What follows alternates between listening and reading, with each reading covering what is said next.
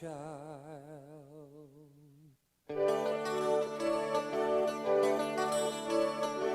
I had a visitation in my sleep last night.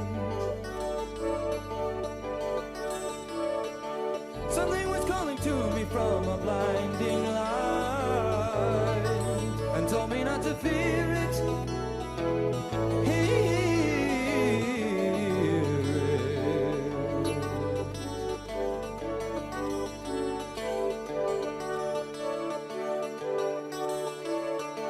It said it's time to make the world a little wiser.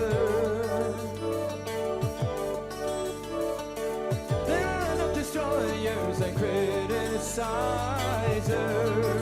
The world needs a healer.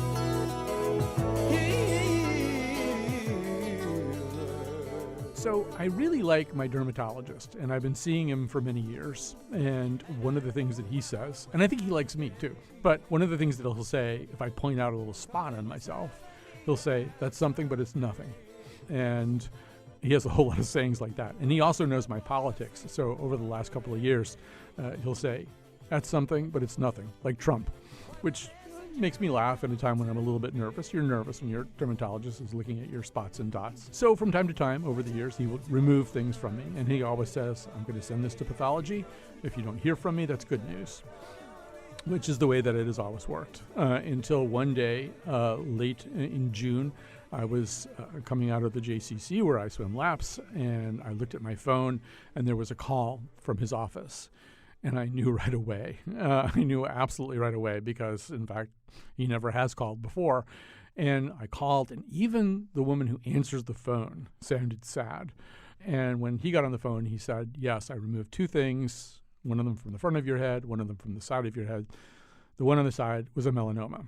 And so, really kind of at that point, the ground does shift a little bit under your feet. But they keep you moving. So, the next day, I was back in his office. The day after that, I was in a consult with the surgeon who was going to remove the melanoma. But that actual surgery didn't happen for, maybe it took about 10, 12 days before the actual surgery could be scheduled.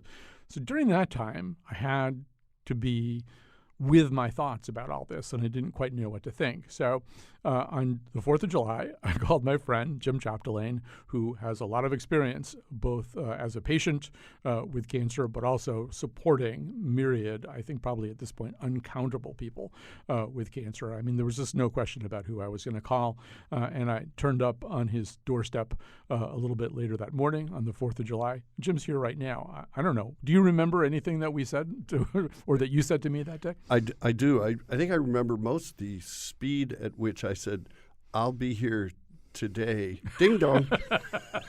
It was kind of that, which makes sense because you're carrying around these words that are charged and filled with a lifetime of preconceptions, and they can be terrifying. Right. You have cancer is just like, that's the thing you spend your whole life hoping nobody ever says to you. So you said a number of things to me that day, but one thing I remember I said to you was, I feel pretty good about this. The way they explained it to me, they're going to remove it. They're going to make sure they got the right margins, and then they're going to close it once they know they have the right margins. And then I'm going to just go on living my life. And I'm just going to have to be really, really careful from now on. Do you remember what you said back to me? Because it was like I've thought about it 500 times since then. I can't remember the exact words. What you said, as far as because I said I'm going to have to be really, really careful. He said, "Look, you're not going to be a little China doll." Speech 7B I gave you. Yeah. That's hard. And that I thought that was such a great image. A little China doll, which is incredibly pale and sits in some kind of wood cabinet with a glass panel on the front of it. And I thought, and I've come back to that really like 500 times since then. That's right. I'm not going to be a little China doll. However, there's this huge territory to traverse between being happy-go-lucky and being a China doll, right? We're looking for some place in the middle to live. But I make a point when I talk to people of not prognosticating when there's mystery around something but I don't know how you feel, but I feel good about your situation. But that doesn't really matter, right? What matters is how you feel. I've had melanoma. I'm like the country buffet of cancers. I've had I think 4 or 5 varieties. But the first time I was told, took 9 or 10 doctors, and I finally ended up with a German doctor who said this long word to me. And I said, "Are you telling me I have cancer?" He said, "Yes, I am telling you, you should get your affairs in order." And I thought, and so my question to him. You had a rare and very dangerous cancer. Yes, one of the rarest and one of the most fatal. And I remained the longest lived person with metastatic version of that disease. It took me 30 years to be in touch with the other people who had that disease. Now I'm very much in touch. But all right, go back to your conversation with him. Yeah. So my conversation with him, just like you remember the China doll thing, and it sort of crystallizes, my first question to him was, "Can you prescribe Valium?" And he said, "Yes." I said, "Would you?" Yeah. And then we took it, and I went and took a Valium, and I came back, and then I began this sort of path, this winding on this path that we wind. And they're all different, but the words are part of it, right? If it was just, hey, you have this thing here, it wouldn't have the portent that it has. Right. I think also on that day, you compared it either to a pinball machine that lights up or maybe to one of those old-fashioned switchboards that you see in movies from the 40s and the 50s where every single little portal is suddenly humming and needing to be plugged into because we are kind of pre-wired to react to this news we hope we never have to react to. Yeah, I think the word is so powerful and the words surrounding it are so powerful. Most of us don't know about it, right? Most of us don't know how to change a tire until we get a flat tire. And oh man, I got to figure, where's the jack in this car? You have to figure out those fundamental things, how to navigate the experience. And then you have to navigate the post-experience, which is like, oh, I almost got in a really bad car accident. That was close. And a mile down the road, you might get a little shaky and think, oh my God, that could have been horrible. So for me, that was like a 10-year sort of lost years because it kept coming back in my case. But in your case, I've decided it's not going to. The thing that you're saying about it, okay, I wound up with this wonderful surgeon who I really like a lot, but his job was to fix this thing. And I think I told you that day, I said, at the moment, the way that I think about this is not that I have cancer, but I feel like this thing has cancer and it's like renting from me. You know, I have a renter on the side of my head that has cancer. But I mean, since then, I had the surgery and they got the margins. So the final little bit of that was on a Thursday. And I remember waking up on Saturday morning thinking, I don't know how to feel. I don't know how I feel about this, which is an odd sensation. I haven't had it often in my life. Usually we might feel sad, we might feel terrified, we might feel angry, we might feel happy, but we at least know what we're feeling. And I just felt like I was in this sort of fog that didn't really assign itself to one emotion. And I was thinking, what's the next step emotionally for me? And I didn't know the answer. I don't know that the answer just reveals itself right away, right? Because I was 22 the first time, so I don't even know what kind of emotional tools I had. Probably not very good. So I was very one step at a time. At the age that you and I are at now, which is almost the exact same age, we have even more preconceptions. We have a lifetime of preconceptions. So I think so for me, I've folded it into my routine. Yeah. You know, I don't expect any two people to package this the same way. Right. Because everybody's different, everybody reacts different. But there is some middle ground that I think almost everybody experiences. And probably you're experiencing the sort of emotionally beige place where you land like, should I be really happy, or am I going to die tomorrow? What's going to happen? And it's, you mark time different ways. Right.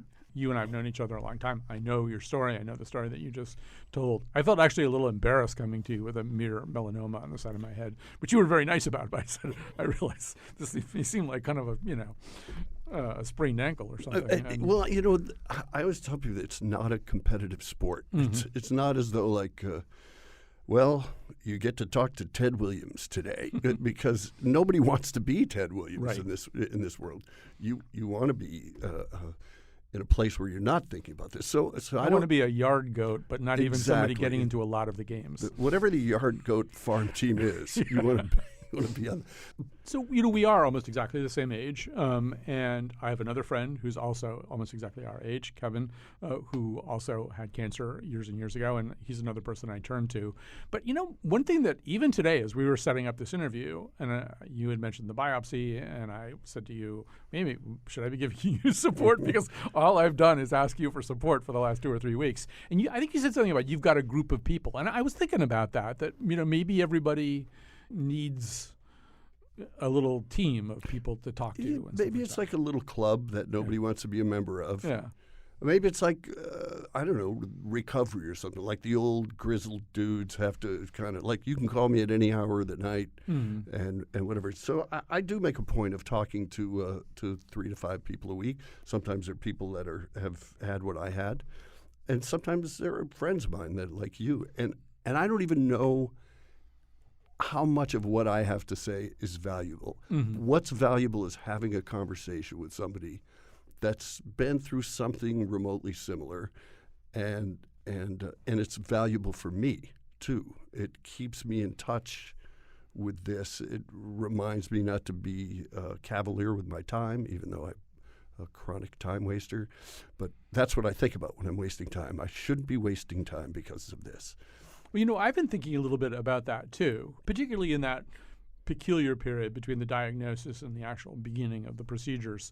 I mean, I'm sure this is an incredibly maudlin and very predictable set of reactions, but I really started enjoying little things like out on the night dog walk, the flashlight hitting the trees in a certain way, thinking, oh, this is just so nice. I think that's the right way to do it. Yeah. That's a correct way of doing this, rather than to run around shrieking and freaking, and which, that happens too. I liked the fact earlier you alluded to the fact that you came up with some imagery. And that's, I do encourage people. I stumbled on the most horrific image that worked for me. And then I shared it with a friend of mine who said, if I were to think of that, I'd never sleep again. Yeah. So I was having trouble sleeping at night before a biopsy, or what we call scanxiety or scansomnia. So prior to getting scanned, I'd go through this curve. I could graph the curve. And so the image I came up with was this I had a dream about this old wrinkled man out in the field wearing sort of a sackcloth shirt and barefoot, but for some reason was really strong. And when I was sort of terrified, he would have his hands around my neck. And I thought, this is horrible. And so I learned to shake off this guy and keep him and finally I've pushed him way, way over to the side of the field. And, this afternoon I might hear him cough or something before but mostly he's just over there. He's there if I need him instead of he needing me. I get it. I can see why it's not a perfectly transferable form of guided imagery. I mean, if we're going to write a bestseller about this, we should give people a wider range of choices besides that guy. Yeah. He was out in the sun for a long time, this guy. Right. Yeah. And, I guess another thing that comes up, and I know because of some other things that you and I have done, that it's on your mind too. So we're now in our early 60s, and we're kind of basically into our mid-60s, and we've grown up in a pretty secular period of human history. And as we look at all this stuff, there is that kind of, so what is life all about? What are we doing here? What has been the purpose of life? And you got to know my friend Nancy Butler a little bit as she was going through the end of her life with ALS, and she just knew she was going to heaven, and this is just, it didn't make ALS easy. If anything could make it bearable, I think having that kind of faith where you just know what's going to happen next. Almost. It sounds like really shallow to say that, right. But I remember thinking she also took that experience and somehow turned it into this amazing shared thing for other people, where she made other people stronger, even as she was getting weaker. She certainly helped me, and I told her that. Not that there isn't any such thing as a medical social worker, because there is, but I feel like for the most part that human apparatus isn't really there unless you make it up. You're right. I think that's where the sense of community, sort of, that I'm part of, comes in. Is that you're sort of, you're sharing stories, but you're also sharing sort of best practices, and what works for me may not work for you, et cetera. I hate to say it, but social media has been a game changer. It's helped our group fund studies. I mean, there's less than 300 people a year that get this particular cancer, and the outcome is pretty grim. So these 9 people found each other on Facebook, you know. And, so social media is, and only 5 of them were Russian, as it turns out. I mean, social media is extraordinarily good at that. Yeah, I mean, so there is some good in social media. Yeah. Yeah. One thing that I have avoided, you cautioned me that day on the 4th of July, and I already knew myself well enough that I'd kind of taken that step, is the internet is not a good place to go looking up your symptoms or anything like that. That's the first piece of advice we give. No Google machine. Right. Stay off the Google machine. And I can tell you from personal experience, when I had those modem faxes came out, and you could search something on about 1,000 different search engines. Yeah. So I searched the kind of cancer that I had. This was in the 90s, angiosarcoma. I put it in. It came up, and a picture came up, but it took an hour and a half for the picture to load. So it kept going across. And I'm trying to figure out what the picture is, and then I realized, oh, it's a cadaver without eyes. This is not helpful. But I couldn't find another person until 2012 or 13, 2012, I guess. And I was diagnosed in 1976. It was a long stretch of being out in the desert, trying to figure out some of these things that people figure out. So let me ask you this. In the next segment of the show, we're going to talk to somebody who found a way to address some of her feelings about her breast cancer by kind of charging right at the enemy and making it her own. I think most of us want to run away. I mean, if there's some way I can get distance between myself and the man in the hairy little burlap sack or whatever it is he's wearing, I'd like to get a good running start right now. You do want him over on the side of the field, way over there. You know, I suppose there is. I think for 10 years I was constantly told, you're going to die, you're going to die. You start to believe him a little bit, but I actually never did buy into it. Like, I don't want it. I'm not going to. So I think it took 10 years of wandering and playing in cover bands and, you know, a life of debauchery before I remember on the 10th anniversary where I thought, okay, now it's been 10 years without this. And I'm with this girl scuba diving in the Cayman Islands. And the fogginess and the sort of webby cotton future sort of cleared out a little bit, and I married her, you know? So I felt for the first time like I do maybe have a future. Yeah. And that was sort of a moment I go back to a lot. Because you could be affirmative at that moment. I didn't have to live in the moment. I might be able to live in the next 6 months, maybe, you know. I could plan that way. Right. You know. I mean, I'm in the very early stages of this, but that's very much a part of the journey I feel like I'm on, is thinking about, okay, so, you know, the next 20 years are going to be X, Y, Z. And how different is X, Y, and Z from the 20 years I was imagining back in May before all this started?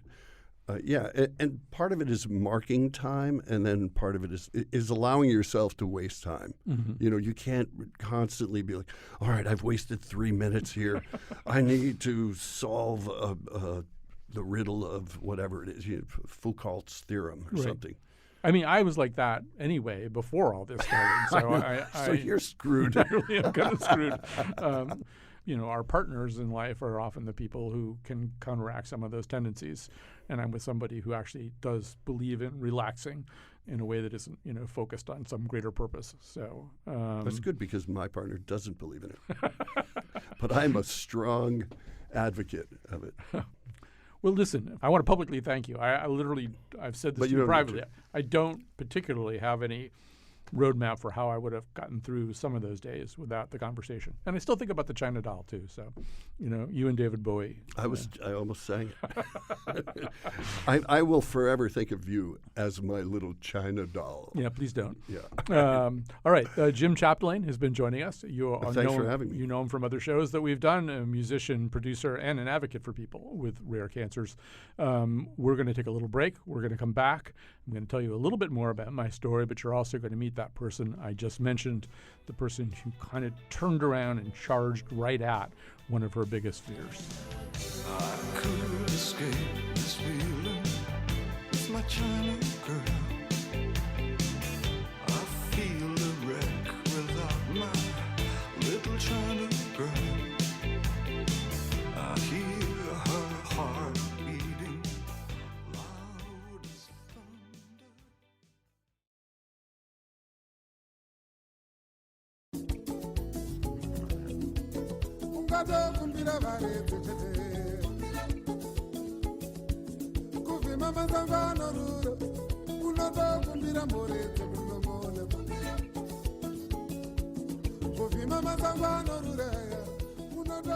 Okay, we're back. I have to tell you a little bit more of my story. It doesn't really feel like much compared to some of the stories that we're hearing on the show today. But anyway, eventually I did have to have surgery on this. I really liked my surgeon. He actually showed an amazing facility for knowing the lyrics of top 40 music. So like I'm awake and he's like singing along with Miley Cyrus and he knows all the words. And then it was all over. Except that it wasn't. There's a way in which you wake up a couple of days after the surgery and you sort of think, well, yeah, it's all over, except that now what do I do? Like, how about the rest of my life? And that, in many respects, is what today's show is about. And there are people on this show who have way more experience exploring that question.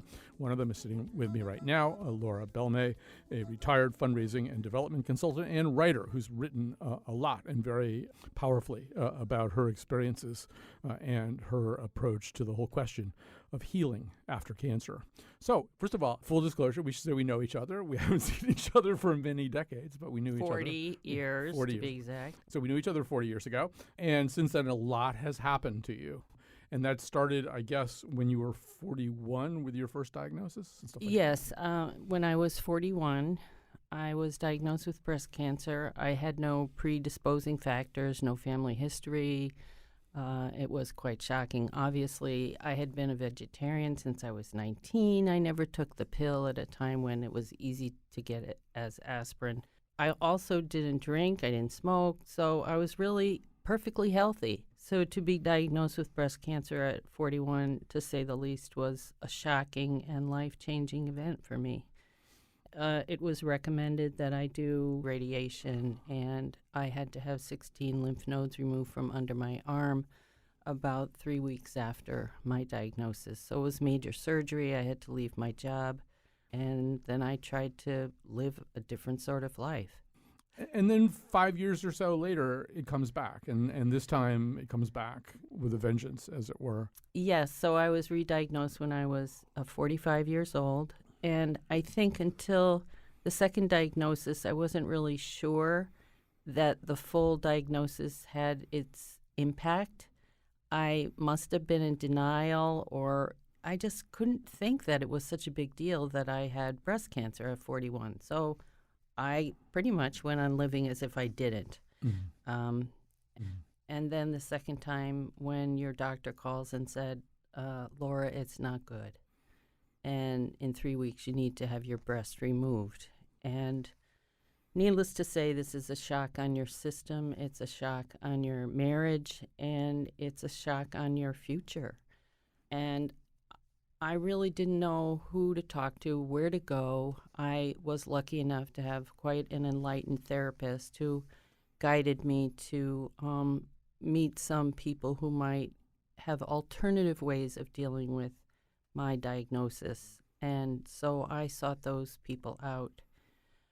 The bottom line was I did have to have my breast removed. I had nearly a year of chemotherapy. But what I realized was that a perfectly healthy woman who gets breast cancer without doing anything that would cause her to do that, there might be a deeper issue at work. And so because of some of the things that had happened to me in my past, I began to understand that I may not be cured of cancer, but I could heal my life. And what that meant for me was I had to go back and heal some of the silences that I really believed caused my immune system to become so depressed that I would get breast cancer. I had a wonderful surgeon who has since retired. His name was Schuster Christie, and I told him that I would allow him to take my breast if he agreed to two things. And the first was that he would be the only person to touch me during surgery. And he said, I can't even have an intern cut the thread. I said, absolutely not. So he agreed to that. And the other thing I said was, I want you to imagine that with your thread, when you stitch me up, you stitch in prayers for my healing. And he agreed, and I trusted him. That was one of the things that helped me moving forward, that I could really say what I needed and choose the people on my medical team and my healing team who understood that this is a collaboration. It's not just me doing what I'm told. Well, I mean, I think this is the point that you've made as we've been corresponding about this, that asking for healing, it's just not a one-way street. And so when you form a team of collaborators, you're really giving them opportunities to learn, to teach, and maybe to heal themselves. You know, there was a very important event that happened the night before my breast cancer surgery, and I live in a very magnanimous and generous community, and one of the women I knew, who was my neighbor, gathered a whole bunch of people together at the Collinsville Yoga Center for a healing circle, and all I was told to do was show up. And I would say 50 people showed up in this yoga center. There were candles everywhere. There was a massage table in the middle of the room. I was asked to just lay on the table. I would say half of the people in the room were strangers, men and women.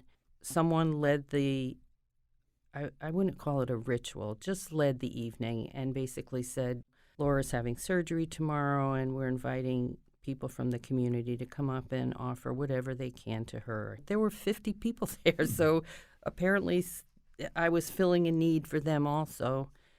And after an hour, the final person came up, a woman whose name I don't know. I couldn't tell you what she looked like. She put her hand right on my heart and she said, Laura, when your breast is removed, your heart will be closer to the world.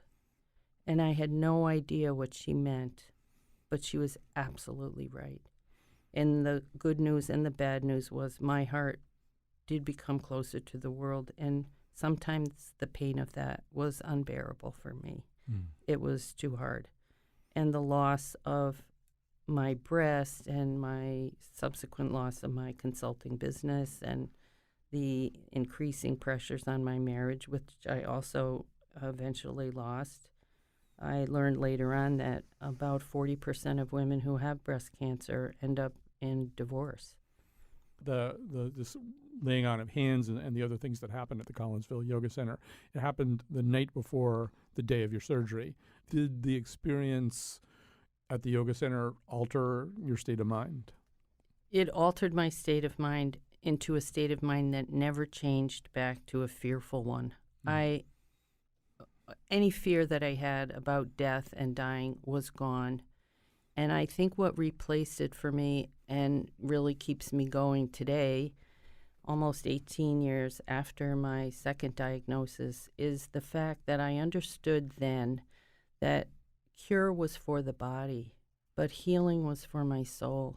And whether I died or not was a crapshoot, but I could heal my life. Now, this is all happening in 2001. While you're in the middle of a chemotherapy stretch that I think went from April to November of 2001, you went to Zimbabwe. First of all, why did you do that? Why did I do that? I know. How insane can a person get? One of the women that had been contacted by my therapist, her name was Dina Metzger, and as a fundraising consultant, part of keeping my credential was to do pro bono work. So I agreed to help Dina raise money for a nonprofit in Zimbabwe called the Nanga Project. And Nanga is the Shona word for healer. When Dina found out I had the recurrence of breast cancer, I obviously couldn't go with the fundraising group, but she said, you must come to Zimbabwe with us. I want you to meet this indigenous healer, Augustine Kandemwa. He can heal your cancer. So I'm thinking, I'm going to die anyway. I'm really sick. I have no hair. I've lost 25 pounds. My consulting business, my husband is sick of me. I think I'll go to Zimbabwe. I'd never been out of the country before. I didn't even have a passport. I had no money to go. My friends raised the money for me to go, and I went. And I did things I don't even think I could talk about on the radio, but suffice it to say, I was immersed in a 17-day healing process that changed everything. And while I was there, the Twin Towers were bombed. And so I came back to a world that was also devastated. And in the debris of all of that, I really got so depressed. I just couldn't bear it. The losses in the Twin Towers disaster mirroring my own. I ended up in the hospital with, clinical depression. I want you to tell one more story. Okay. And that's maybe a year or so later, I think. So you've had your breast removed, and you've been through a punishing chemotherapy and the trip to Zimbabwe and 9/11 along with it. And you wind up at an art class. Tell us the story. I had a neighbor whose husband was head of the art department at the University of Hartford, and she seen me sort of languishing in my life. And she said, Laura, I have an idea. I think you should be a model for one of the art classes at the University of Hartford. And of course, as a Irish Catholic girl, I was very modest.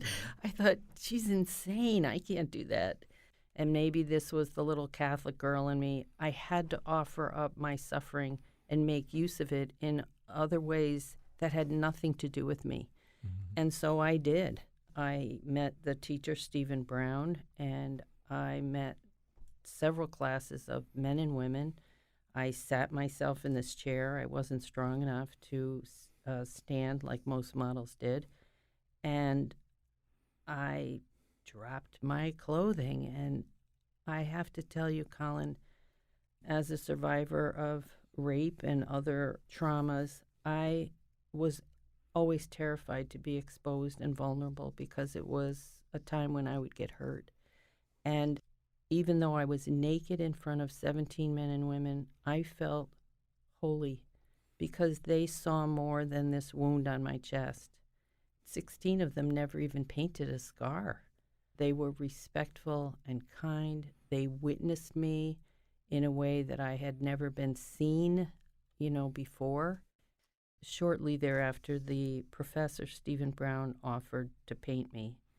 And that painting ended up being in a show at the Forum Gallery in New York City in 2004, and later found a home at the Springfield Museum of Fine Art in their permanent collections. So, Laura, people are listening to this story, and some of the people listening to you talk have maybe already had a cancer diagnosis. Somebody who's listening is maybe a week, a month, a year away from a cancer diagnosis. And so all these stories are very unique to you, very specific to you. But there are things that I think that you've learned from all this that can be generalized. I mean, if you were talking to somebody who just had a diagnosis, what can you tell them to do? Well, in the beginning, I heard a lot of statistics about my, morbidity and double-blind studies and survival rates for a woman my age and blah, blah, blah. No one ever considered that this might be a soulful experience, meaning illness could be a messenger of healing for me, for other people. And for me, that meant I ended up having therapy with both my parents, a gift that continues to give me solace even though they have both passed. I heard it once said that forgiveness is a gift you give someone who owes you a debt they cannot pay. And so I also had to forgive myself and the unrelenting way I was not kind to myself. If you just go to war with your cancer cells, you're gonna make it. No, I had to put my arm around those little cancer cells and say, come on, we have to have milk and cookies and let's have a chat because you're out of control. So simplistically speaking, I had to be kind to the whole process and not torment myself with the battleground of the lingo of the cancer subculture. There's an institutionalized way we forget that this is a human being, not a pathology or a diagnosis. This is a lovely segue into what will be our final segment of the show today. We're going to talk to a therapist who specializes in helping people who've been diagnosed and treated for cancer. We're going to talk about some of these same questions. But Laura Belmay, it has been so nice to visit with you after 40 years. Thank you, my friend. And thank you for sharing.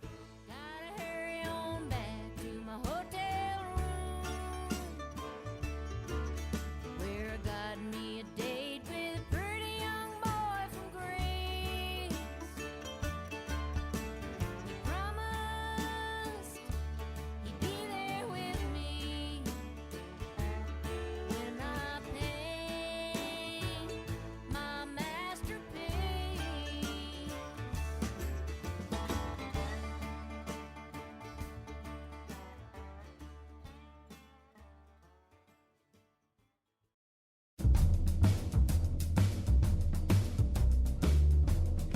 Today's show was produced by Betsy Kaplan, with help from me, Kyone Wolf.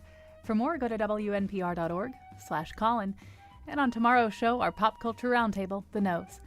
Now, back to Colin.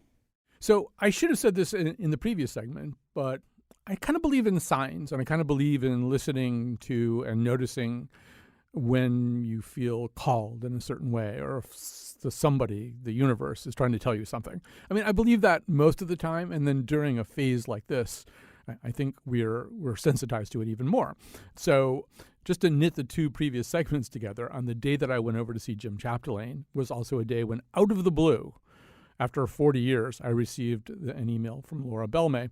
So it did feel like a sign, or like someone was trying to get my attention. I was also very aware of the fact that, for reasons that I think have become clear here, in my own case, I didn't really know what the next steps were. I mean, there's nothing left to do to me medically after they cut the thing out. There's nothing to do.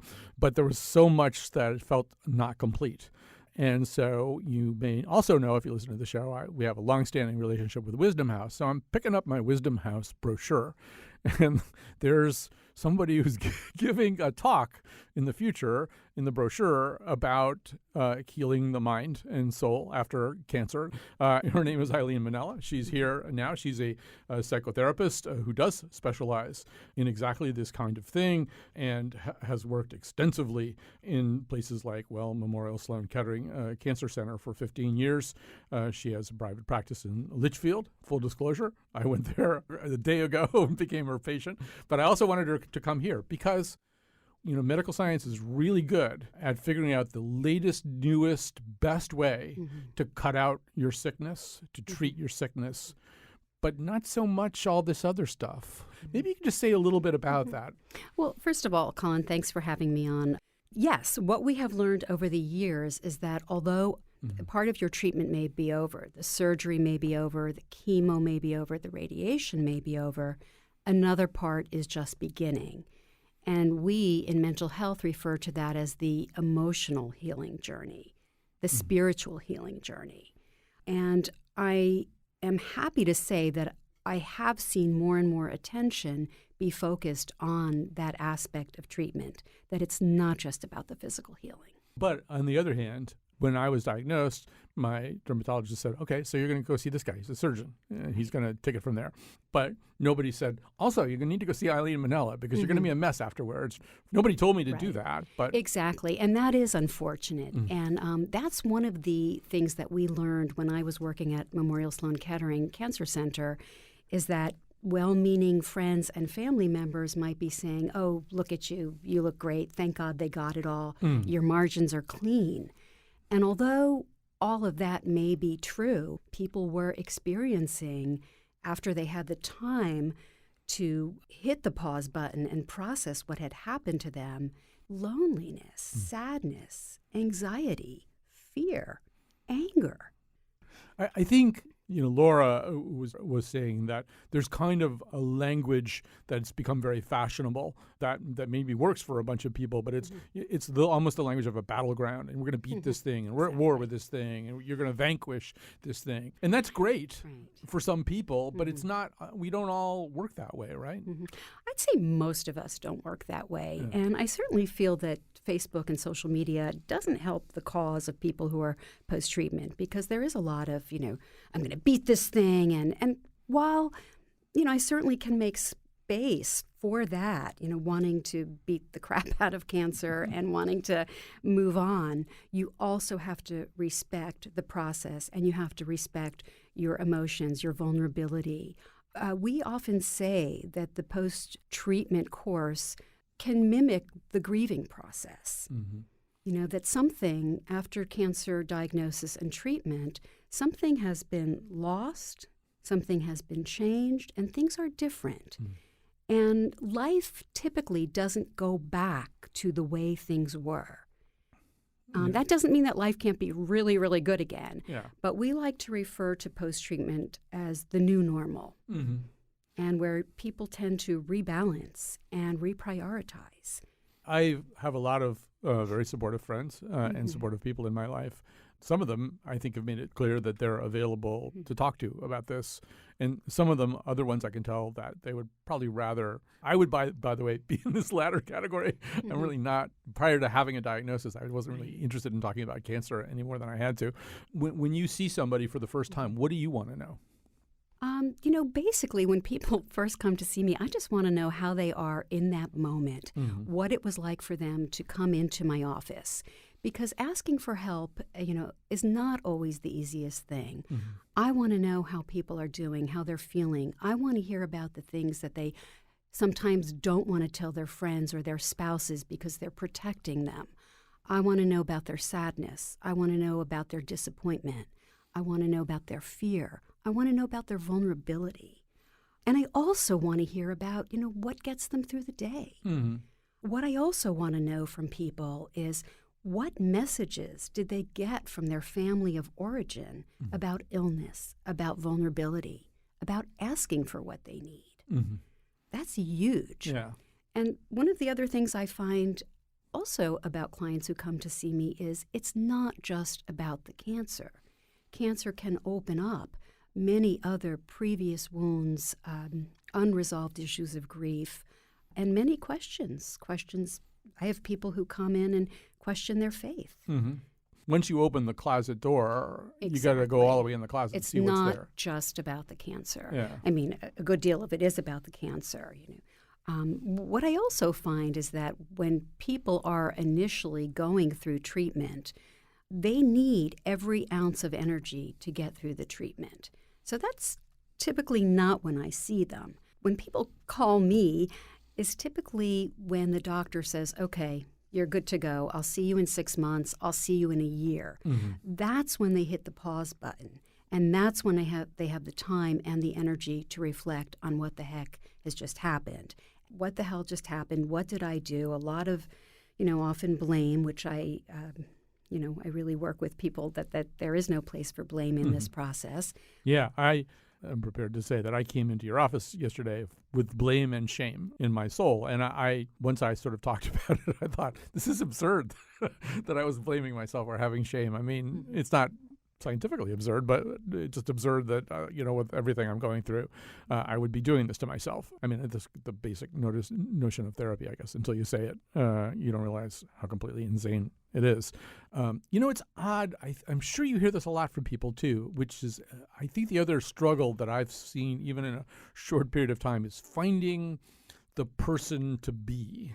And what I mean by that, too, is it's sometimes little details. Like my eye is watering right now, not because I'm emotional, but because I have so much sunblock on my face that some of it's gotten into my eye. And I feel as though I'm like that guy right now. I went out to lunch sort of right around the time of the treatment, and I suddenly realized that I had like long sleeves and long pants and this big floppy hat and sunblock. And I just looked like this very vulnerable, son-averse comic book character version of myself. And I think that's a struggle, too. Like, how am I going to assert enough of the part of me that used to exist in the other state so I'm just not walking around like this person who had this thing happen to him? Right. Great question, Colin. I need to stress that we bring who we are into any challenge. And you are bringing Colin McEnroe into this situation. Finding the new normal. You may, as time goes by, find that doesn't work for you. You may find that you feel the most comfortable when you are covered head to toe. It's about trying different things and figuring out what works for you. And that may be different for another person who has had melanoma. So let me ask you about one last thing, which is that I found you because I get the Wisdom House brochure delivered to my house. And I actually had asked around a little bit before that just to see if anybody knew and got some recommendations. But let's say that people don't get the Wisdom House brochure delivered to their house. And how do they find somebody like you who does specialize in? Is there a network? Well, personally, I have a website. I get a lot of my referrals from word of mouth. A lot of doctors in the community refer to me. Yeah. I think we are so fortunate that we live in a information age where there is so much out there. NCI, Dana-Farber, Yale has a survivor clinic. Keep reaching out, keep exploring online. I'm certainly happy to talk to people who would like to see me there. So when I went into your office yesterday, I already was eager to talk about the spiritual piece of this. Mm-hmm. But you must have some patients who aren't, who just don't see that as having any relevance whatsoever. Colin, I have seen, I like to say, I have seen a range unlike you would believe. Yeah. I mean, I have people who come in just saying, well, how do I feel better? What do I do? Yeah. Without really wanting to go through the process. There's a lot of people who don't have a spiritual path, or there's a lot of people who, through the healing process, develop a spiritual journey. I always inquire with people that I'm working with about their spirit life, about this larger piece. Yeah, I think it's incredibly important. The other thing I wanted to ask you about is, so I'm completely violating my own confidentiality here, but I'm very I've had that thought too. I'm doing it. I'm doing it. There you go. So I did get consent, right? Yeah, I am obviously consenting. So I came into your office, and no one who listens to this show regularly will be surprised to find that I just babbled and babbled and babbled. I had all these ideas. I had all these things that I wanted to put out there. And one of the things that you said to me was that on the one hand, I was saying stuff to you that it might take another patient a long time to get to. Or something. But the other thing that you said to me was slow down. Yes. So what does that mean? Well, let me just say, I was very impressed with your awareness and your psychological mindedness. Slow down, respect the process. I think for so many people that I do see, they come in and they want to be, at point Z, and they're really at A, B. Nobody gets up immediately after they've been hit by a tsunami. And I get the feeling that a lot of the people that I see want things to be better, and they want them to go back to normal, and they want it quickly. And what I say to people is slow down. You've got to feel the feelings, and you've got to process the feelings.